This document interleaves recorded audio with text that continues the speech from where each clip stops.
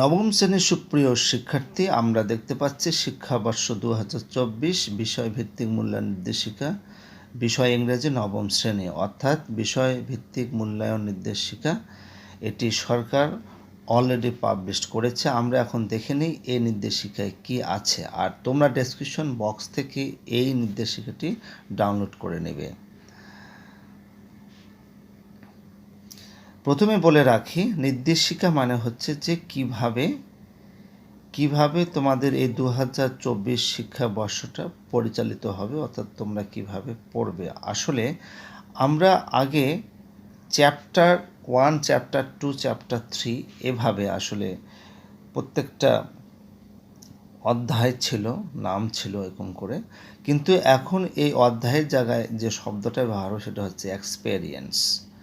তো আমি সেই এক্সপিরিয়েন্সে চলে যাচ্ছি, অর্থাৎ এক্সপিরিয়েন্স 1, এক্সপিরিয়েন্স 2, এক্সপিরিয়েন্স 3, এক্সপিরিয়েন্স 4 এভাবে, ঠিক আছে, থাকবে। তো প্রথমে আমরা জেনে নেই যে পারফরমেন্স ইন্ডিকেটর এখানে দেওয়া আছে। তোমরা এই বিষয়ে কিছুটা আইডিয়া তোমরা আগেই পেয়েছো যে এটি হচ্ছে প্রাথমিক অবস্থা একজন স্টুডেন্টের, এটি হচ্ছে সার্কেল অর্থাৎ মধ্যম, আর এটা হচ্ছে সবচেয়ে ভালো, যেটি যারা স্বাধীনভাবে করতে পারবে এবং যারা অনেকগুলো সমস্যার সমাধান নিজেরাই করতে পারবে, তখন তারা পাবে হচ্ছে ট্রায়াঙ্গেল। দ্বিতীয়টি হচ্ছে সার্কেল এবং প্রথমটি হচ্ছে চতুর্ভুজ অর্থাৎ। তো এটি হচ্ছে আমাদের মূল্যায়নের জন্য নির্দিষ্ট পারদর্শিতা অর্থাৎ পারফরমেন্স ইন্ডিকেটর, ঠিক আছে। এগুলো শিক্ষকদের জন্য, অর্থাৎ শিক্ষকরা তোমাদের পারফরমেন্স কীরকম সেটা দেখাবে আর কি। হ্যাঁ, এরপরে যেটা বলছিলাম যে এক্সপেরিয়েন্স 1, অর্থাৎ আগে যেমন ছিল চ্যাপ্টার 1, চ্যাপ্টার 2, চ্যাপ্টার 3, এখন এটির পরিবর্তে ব্যবহার হবে এক্সপেরিয়েন্স 1, অর্থাৎ চ্যাপ্টার 1 আমরা বলতে পারি। এটা হচ্ছে অপিনিয়ন ম্যাটার্স। কীভাবে পড়তে হবে বা কীভাবে কী করতে হবে সেটা এখানে সুন্দর করে দেয়া আছে। তো এভাবে এক্সপেরিয়েন্স 1, তারপরে এক্সপেরিয়েন্স 2 মানে দ্বিতীয় যে চ্যাপ্টারটি, এটা হচ্ছে নেচার্স টেপেস্ট্রি। হ্যাঁ, তো এখানেও প্রত্যেকটা, এটা হচ্ছে আমাদের পারফরমেন্স ইন্ডিকেটর কীরকম হবে, অর্থাৎ কিভাবে পড়তে হবে বা শিক্ষকরা কিভাবে তোমাদের মূল্যায়ন করবে সেই বিষয়ে কিন্তু এখানে বিস্তারিত দেওয়া আছে। এভাবে মোট প্রত্যেকটা অধ্যায়কে এখানে এক্সপিরিয়েন্স বলা হয়েছে, আমরা এখানে দেখতে পাচ্ছি। আমি এখন স্ক্রল করে নিচের দিকে যাচ্ছি।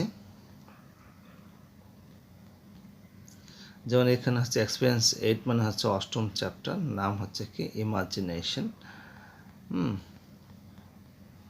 তারপরে এখানে হচ্ছে এক্সপিরিয়েন্স 9, এক্সপিরিয়েন্স 9 মানে হচ্ছে নবম chapter, a journey through explanatory text, ঠিক আছে। এবং প্রত্যেকটাতে সুন্দর করে দেয়া আছে যে পারফরমেন্স ইন্ডিকেটরটা কীরকম হবে এবং তোমাদেরকে কিভাবে ধারাবাহিক মূল্যায়নটা করা হবে।